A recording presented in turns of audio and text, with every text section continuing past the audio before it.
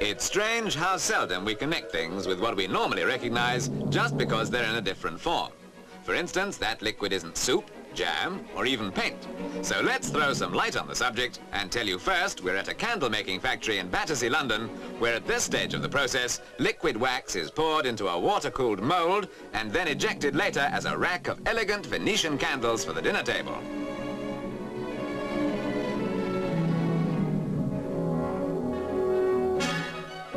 Actually, because of the invention of electricity, and more recently fluorescent and neon lighting, people tend to think that candles are merely something from the past.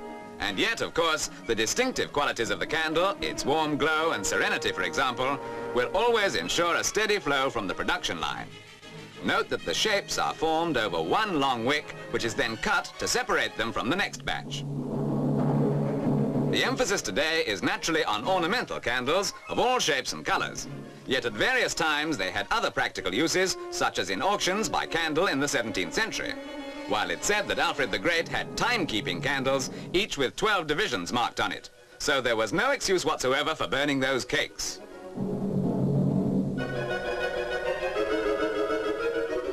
Even more attractive are the slender type specially made to enhance flower arrangements. You'll notice later that these burn at an angle so that the wax never drips.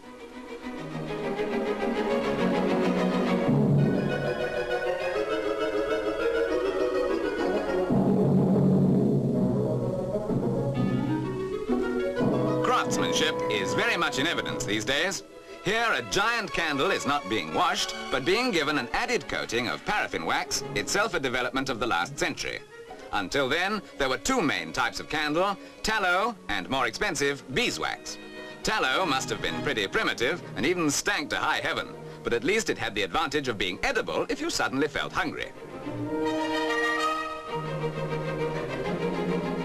With these Chinese mandarin candles, the relief effect is obtained by dipping them in colored wax and then wiping to bring out the two-color pattern.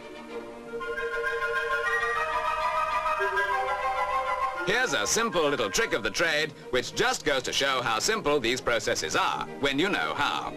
They're first dipped in colored wax and given a second bath and twirl around until the crest of the spiral is left clean of color.